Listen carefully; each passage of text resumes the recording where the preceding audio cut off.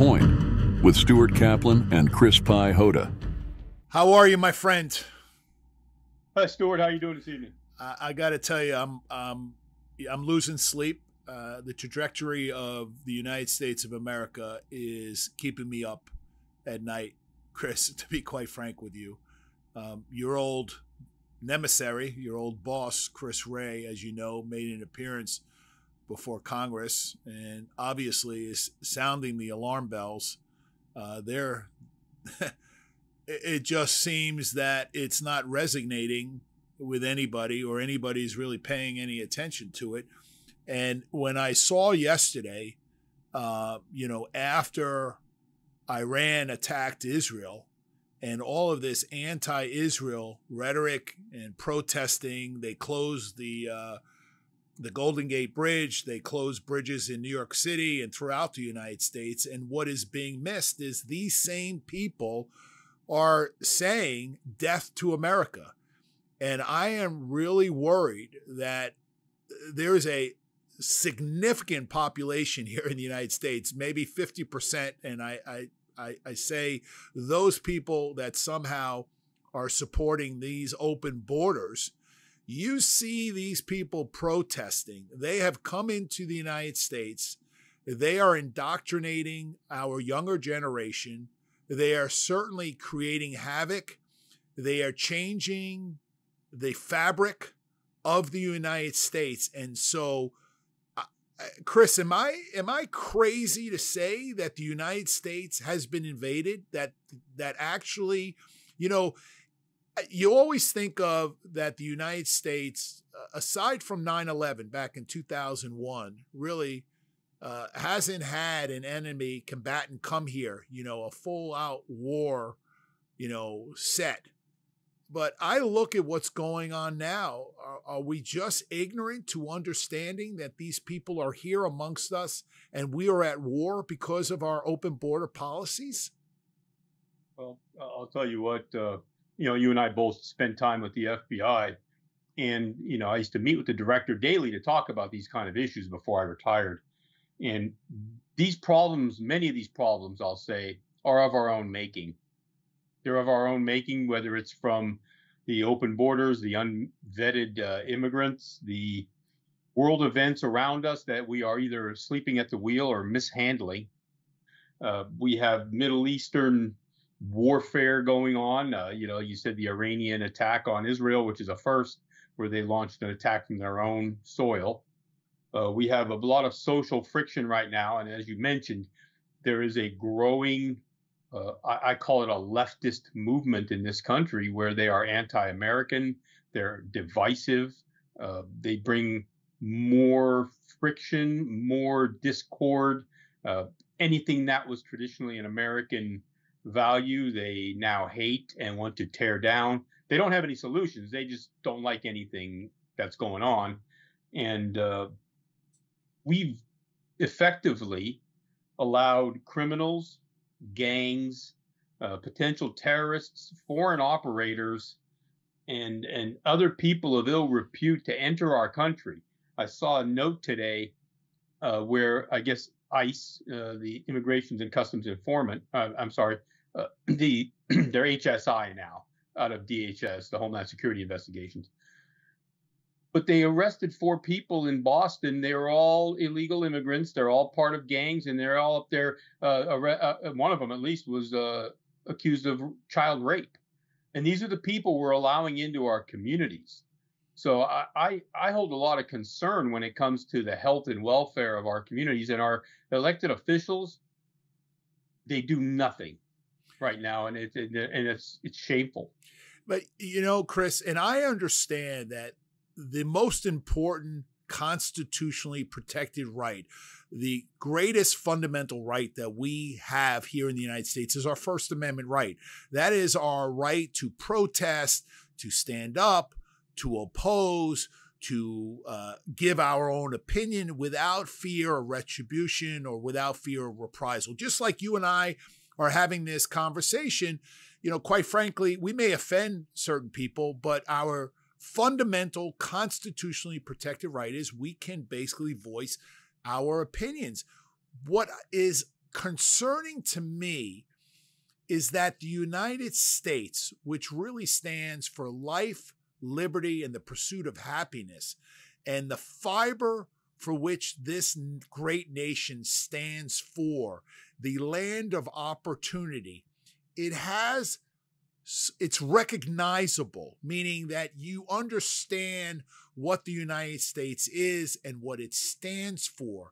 But, and Chris, and not to change direction, but in looking at an issue last week in Seattle, Washington, and you're going to think that I'm making up this story where a group of women who participate in line dancing, cowboy dancing, a line dance competition, they show up for this competition and their costume or their uniform is a t-shirt. And printed on the t-shirt is the flag, the American flag. And the organizers of this competition went to the head of this group and said, I'm sorry, but you're going to have to change your costume or your shirt because it's offending some of the people or may offend some of the people that will be attending in the audience. Chris, I can't make that up. No, it's ridiculous. And I think, when you have a group of people who are offended, or someone would even say they're scared by the American flag, I'll tell you, we've become a society of hypersensitive wimps, people who think that everyone has to accommodate their feelings. And I'll tell you, just in recent history, while people say that the flag triggers them, whatever woke nonsense that is, there is nothing that you want to see more when you're in trouble, or if you're scared, or if you're in danger, than that American flag. And there's nothing more you want to see than people wearing that American flag, whether it's our soldiers, our law enforcement, our first responders. So when they come out with that just absolute silliness that the flag triggers them because of, whatever nonsensical reason they give you, like I said, it makes my stomach sick when I hear these people. They're just, like I said, hypersensitive wimps, and they just like having other people cater to them. And it's stupid. But Chris, this scenario that unfolded this week with Israel under attack, where Iran, for the first time, openly launches over 300 rockets attempting to pierce the Iron Dome into Israel. And there would have been mass casualties throughout the state of Israel. And the fact that Israel, and a lot of people don't really appreciate, and you know this because you participated in those FBI programs, Israel is our greatest ally in the Middle East, and certainly probably the best at gathering intelligence.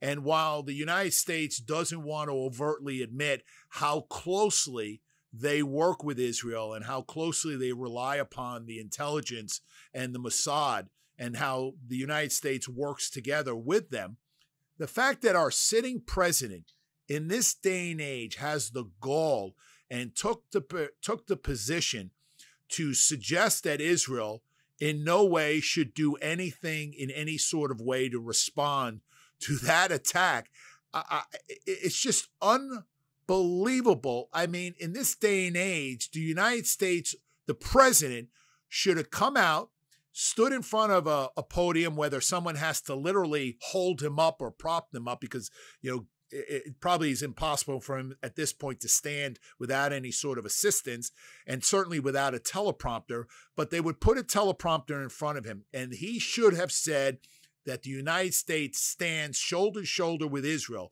and whatever Israel needs to do to protect its state, the United States stands with it and will participate and assist them. This idea that the United States is so weak, what message is it sending to the rest of the world? Well, that weakness enables this type of activity. There's no deterrence from the United States' strength and power that there once was. They see us as being weak. We're distracted. We're ineffective at managing these issues right now.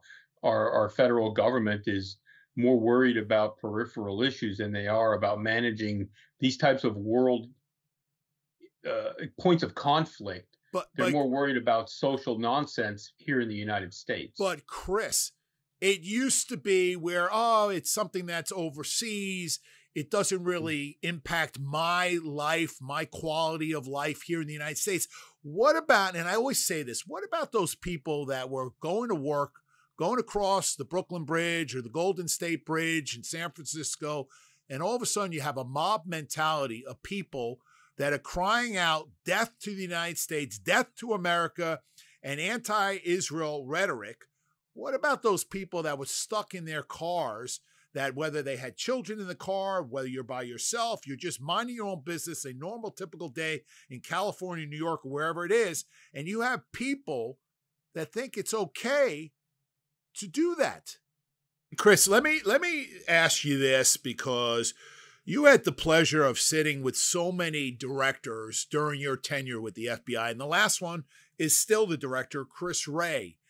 What do you make of how many appearances that he has made recently in the last year, year and a half, and certainly this last appearance where he really is banging on the alarm and saying, hey, folks, not only are we concerned about what's happening overseas, but he goes as far as to say what happened in Russia last month, where these individuals broke into a theater and created havoc and a mass shooting and killed over 100 people that were attending some theater production. And he says that he knows, the agency knows, there are people, operatives right now in the United States that are in the planning stages or ready to carry out an attack like that.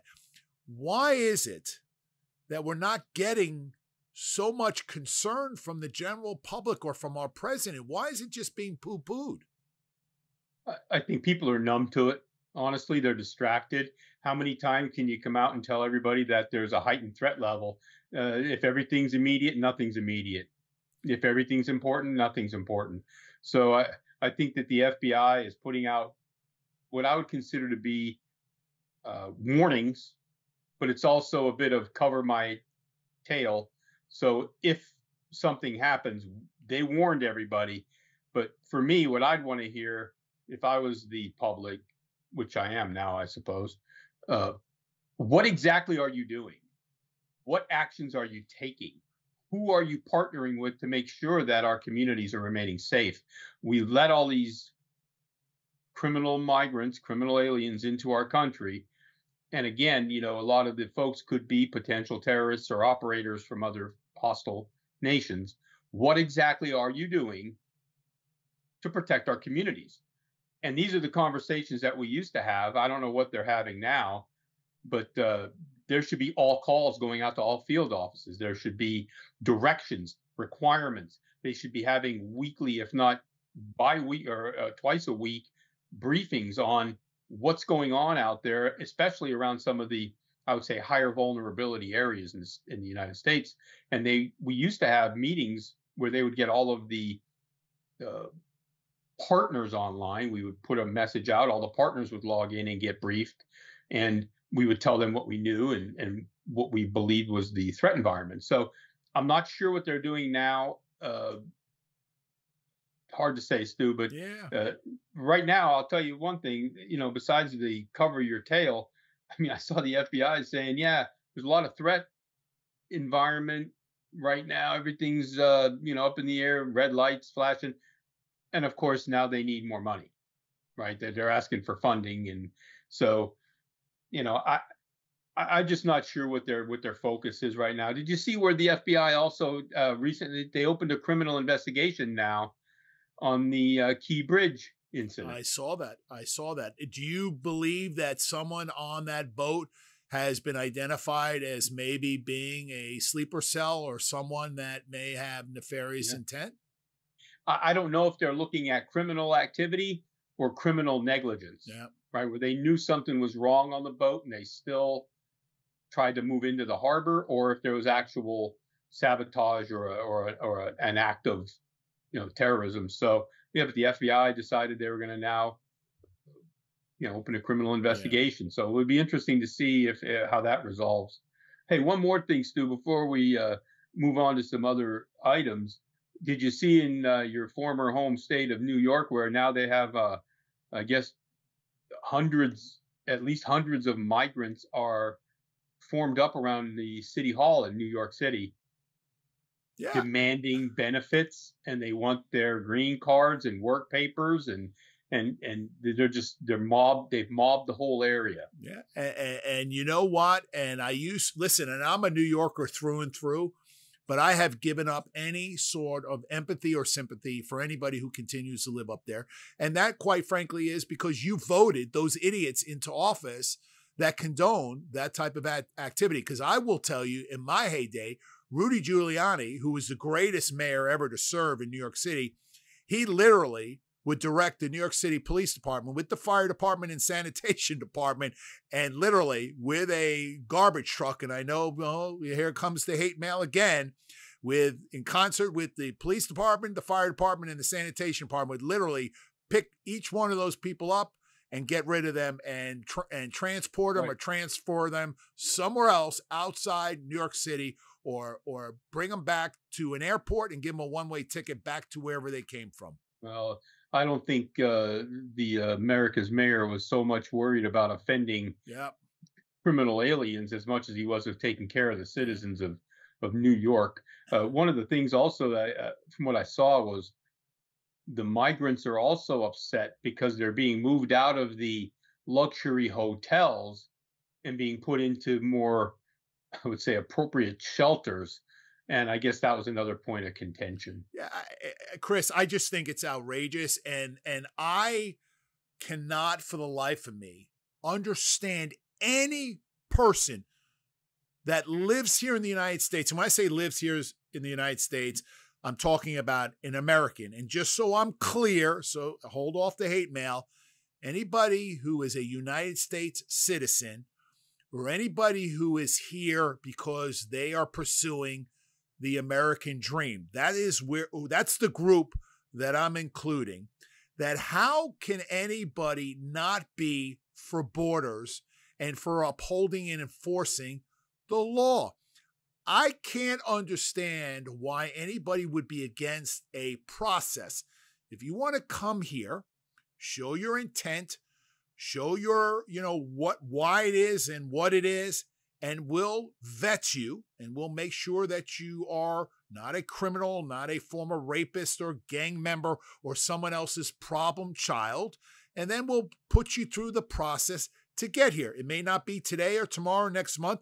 It may be a lengthy process. And by the way, most people that I know who have gone through the immigration process, it could take up to 7, 8 years. It's a lengthy process.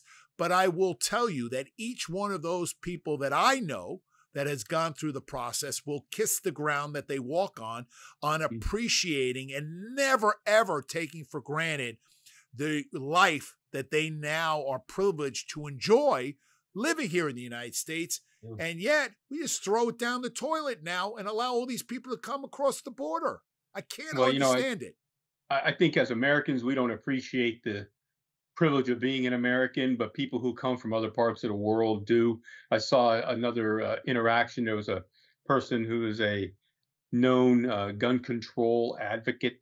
He was speaking, and a lady, she was a Chinese immigrant, naturalized U.S. citizen, asked him about gun control, and she said, "Look, I lived through communism. I lived through all these things. I watched people die, from communism. How can you guarantee, or can you guarantee us that the United States government will not become tyrannical?" He said, "I can't guarantee that." And she said, "All right, then the gun debate's over." Yep. That's it. That's it. And she said, "I will never give up my guns," knowing that where she came from and where she lives now, with the freedom and the security that we offer in this society, these gun control folks, they just don't appreciate other people in the world live in a very unsafe, tyrannical, or I would just say unfree society that we enjoy, and people take it for granted here, and that's why they say they hate the United States, but they won't leave, but they hate it here. And not only not leave, but they'll take advantage in any capacity whatsoever. And by the way, anybody who, you know, disagrees, or anybody who says, "Oh, you're too harsh, you're not sympathetic," listen, go to the emergency room at any major city in the United States and see what it's like now to get treated in an emergency room, and see the amount of time that you will wait, 12, 24 hours just to get in and be triaged. And basically they'll tell you, if you're still breathing, I'm sorry, you're not a priority, right? So, and that is directly related because they're taking care of all these extra people that are here in the United States without having, you know, a system that can maintain this. It's ridiculous. No, agreed. Yeah, I agree. Well, it just shows you again, we're starting to break down as a society. We are overextended in our infrastructure. We can't take care of everybody, yet we keep inviting more people in. And I go back to the lack of wisdom and lack of capability of our elected officials now. They operate by emotions and feelings and slogans and buzz phrases.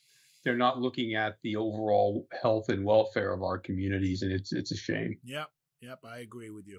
I agree. Yes. Hey, Stu, do you want to talk a little? Talking about society, you want to talk a little bit about this situation in Chicago? We had another law enforcement shooting fatality. Individual name of Dexter Reed. I'm sorry, and you know, he had a interaction with the police. Traffic stop. Supposedly he wasn't wearing his seatbelt. His windows were tinted heavily, according to reports. He wouldn't obey the police officers' commands, and then, according to reports, he fired first at the police officers. They returned fire. Sounds like they returned heavy fire. Approximately 100 rounds were returned, according to the assessment of the scene. But what do you think of this? We had 5 officers there. Yeah. Hey, but I'll tell you one more point, though. It's just that of those 5 officers, none of them were on the force more than 5 years. So you had a relatively, I wouldn't say junior, but they weren't very senior as far as police officers go. So what do you think of that? Listen, again, the video is released. There's an absolute knee-jerk reaction to assuming facts that are not there. It's automatically made a racial issue. It's automatically made a Black Lives Matter issue. It's automatically made a George Floyd issue. It's automatically made cops are bad, criminals are good, and we need to defund the police. Yet no one wants to address it's a criminal in a car wearing a mask. By the way, you left that out. Normally, other than COVID, wearing a mask, but hey, he's wearing a mask. He has an illegal gun.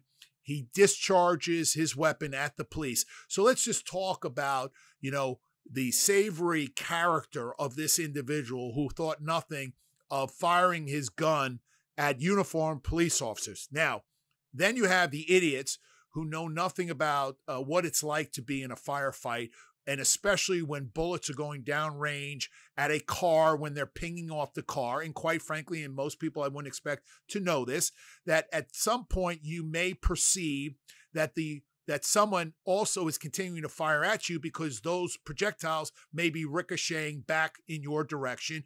You have 5 police officers that are all trying to neutralize the threat. It's very hard to discern good guys from bad guys. I believe there were 96 rounds that were dispersed.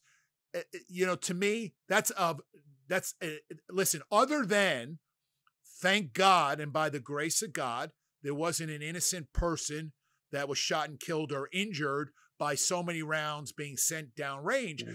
But I don't use that as a measure to say, oh, bad police, bad conduct, they're bad guys, and they were trying to assassinate this guy. No, it's a kid in a car with an illegal gun who was out for no good, and he decided that he was going to engage a uniformed police officer and fire at that uniformed police officer. And that's the end of the story. And everything that happened after, it may be open for a post-incident review to say, how could we engage this in a better scenario to alleviate some potential danger to the general public, or to, innocent fire, meaning, God forbid we hit another officer, all of those things. But let's stick to the facts of that particular shooting. What happened? What's bad there?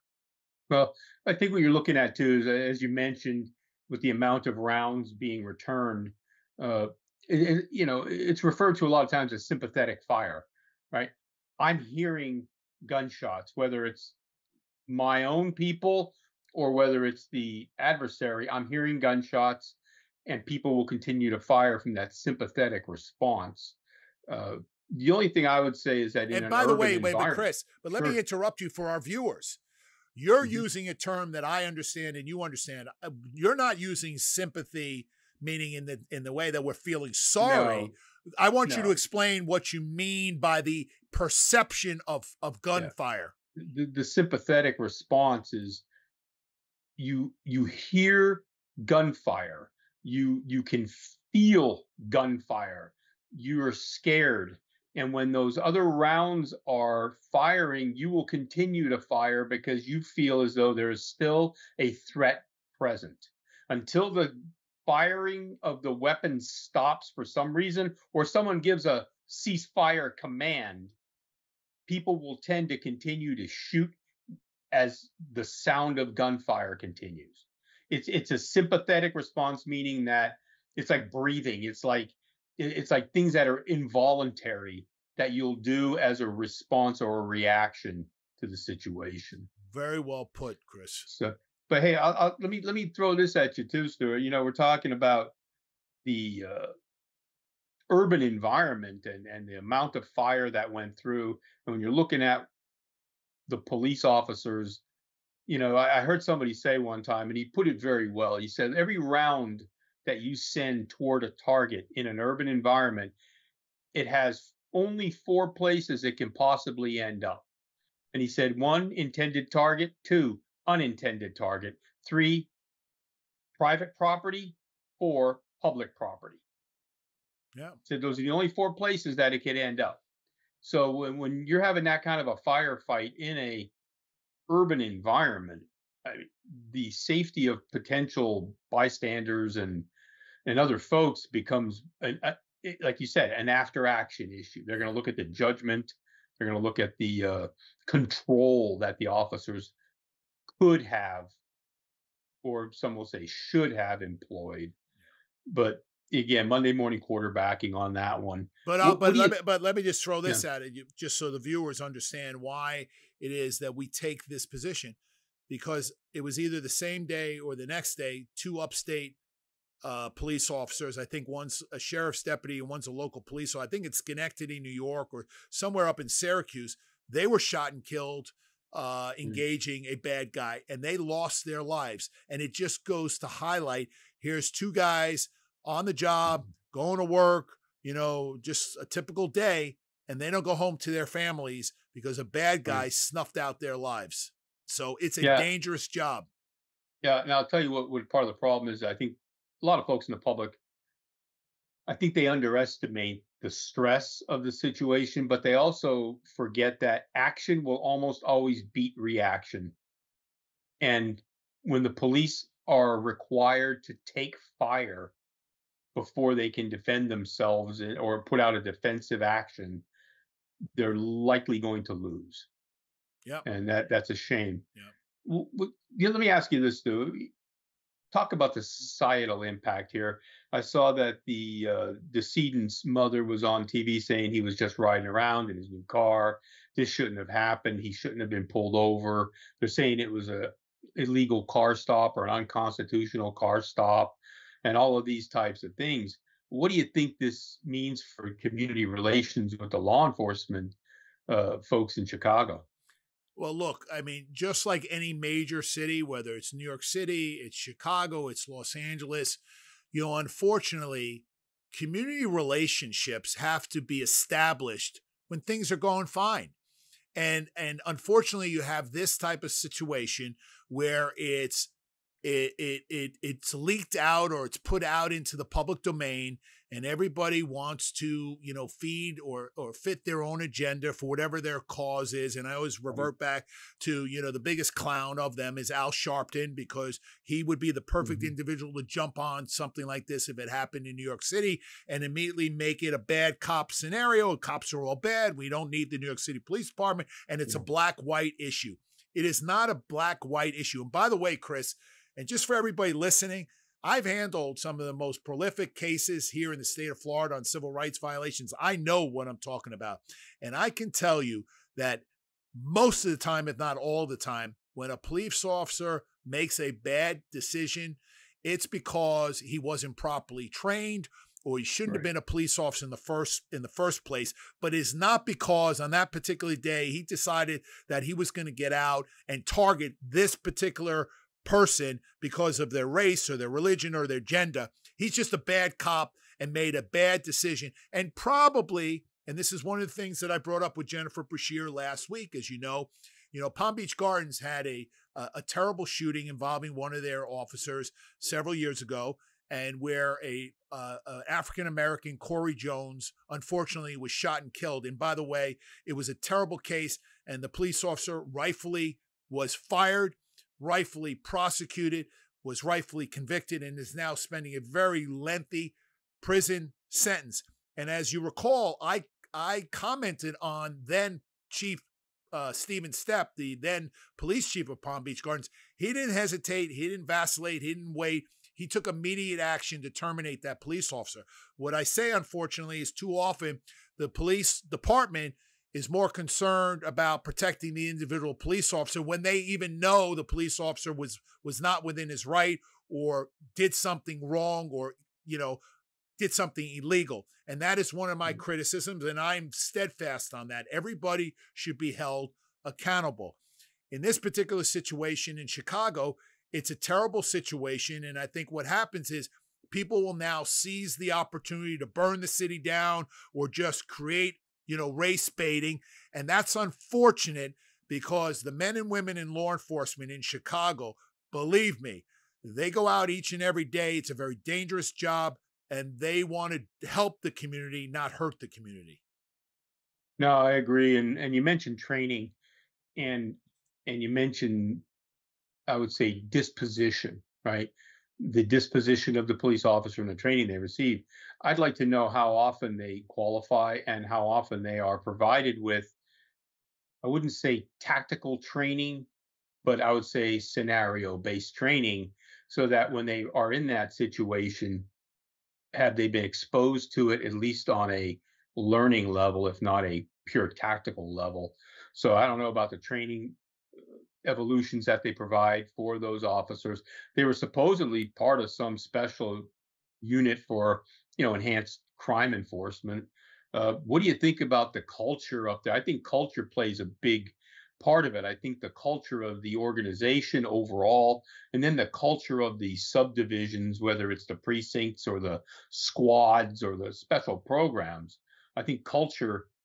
Are you there to protect and serve? Are you there to try to rub out the criminals? Are you there to what are these people? What is their operating protocol? What are they taught? And I think a lot of that would drive how they respond. I agree with you. I agree. So another unfortunate thing. I'm hoping we don't see a George Floyd 2 as we start moving toward the summer. The nation doesn't need it. I don't think those communities need it. I'm hoping that after the investigation's done, that they can get a good idea of what happened and make sure that it was done by the book, and it was I hate to say a good shoot, but a within policy firearms engagement for the cops. And a justifiable shooting. I mean, that's it. I mean, that the officers are within their authority and they can justify the use of deadly force. That's what it is. And Chris, not to harp on this any more than we are, but I haven't seen one article or one news story on why this person in the car was in possession of an illegal gun. See, no one wants to address that. And that is really, that should be front and center, because that's part of what's going on there in these major cities where people who are criminals have guns, and we need to address that. Well, I think again, it goes back to that declining United States culture. We're not the high trust, high security society we once were. Yep. All right. Well, let's move on to your favorite part of the show, Stu. All right, let's go. All right. We got a little bit of speed round here for you. Try to put out some interesting factoids for our audience. Tell me, what is the number of fatal police shootings in 2024 to date? When you say, and forgive me, officers killed in the line of duty, or no, fatal police shootings, like the police used force and resulted in the death of someone. Mm-hmm. I would say 400. 265. Okay. As of April. What about 2023? I would say that I would think they would fall in line statistically. So you said this year 263. We're not done with the year yet, so I would round it up to, let's just say, 300 shooting. 300 for 2023. The whole year, you were close. You were on the right track. It was 1,163. So if you round up to 300 and take the 4 quarters of the year, you've been right at 1,200. So that was some good math right there. All right. So let's look at it this way. How many police interactions were there estimated in 2023? Overall, in the United States, How many police interactions were there? That's got to be a staggering number. I'm going to throw, oh boy, I would say 150,000. About 54 million. Wow. Police interactions across the United States. I knew the number had to be staggering. That's unbelievable. That is documented police interaction. That is from, well, it's approximately, because some people report for different things, but approximately 54 million. Those come from Department of Justice. And can you guess what the percentage is of people who were satisfied with their interaction? So I've talked about this, and I always say, most people, fortunately, the only interaction they ever have with a police officer is, generally getting pulled over in their car. Right. And it's easy to say, the cop was an ass, or he wasn't friendly, or he didn't give me a break. He should have given me a warning, or I was wearing my seatbelt, or I wasn't using my phone. And so everybody drives away all pissed off. And fortunately, most people don't have to interact with police officers. But I will say, and this is a percentage. Is that what you're asking me? The percentage satisfied with their interaction. I would say, I would like to think that 80% of the people that interact with law enforcement are pleased with that interaction. That was a great guess. It was 88%. See? Good job. There you go. All right, last one. How many law enforcement interactions had a use of force? Well, since I know a little bit, and so that's where it's a little difficult, because how do you define the use of force? Some people would say just grabbing someone's hand to place handcuffs on them may be a use of force, but I will take it in the vernacular where it would be hands-on, or the use of baton, the deployment of a taser. How many in the United States? Percentage of the 54 million. Yep. How many of them had a use of force? Wow. I'm going to say, if we have 50 states multiplied by towns, cities, and wow. I'm going to say there were 100,000. Give me a percentage. Okay. Out of all police interaction, I will say 10% represent the use of force. 2%. Thank you. See, I feel great. Yep, 2%. And you see, people, I would bet you would think it's much, much higher. Agreed. And I think it depends on where you live. Sure. And I think it depends on the environment that you live in. There are some people that never have an interaction with the police, and every one that they might have is always a pleasant one. And every other places, maybe some of the more urban environments, it's Gotcha. always a negative, and it's frequent, right? So, I think it's something we got to keep in mind, that people around this country live in different environments. So, uh, okay, well, I think, how are we doing on time, Stu? I think we're probably running short. We're running short. Okay. Well, let me do the closing gratitude and give you the last words as usual. I'd like to thank everybody. Again, we kind of a law enforcement centric discussion toward the end.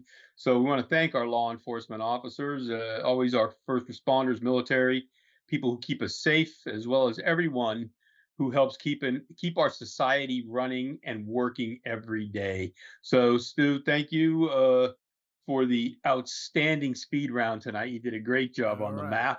So I will let you have the last words, as always. No, I just want to thank our listeners and our viewing audience. The feedback has been outstanding. And even some of the people that throw a little hate mail my way or to us, it's fine. Everybody's entitled to their opinion. I just will say this, that we are appreciative of anybody who is participating, and we welcome your comments, and we look forward to hearing from you. Thank you, Chris. Hey, thanks, Stu. Have a great night. You too. Thanks for watching On Point with Stuart Kaplan and Chris Pye Hoda.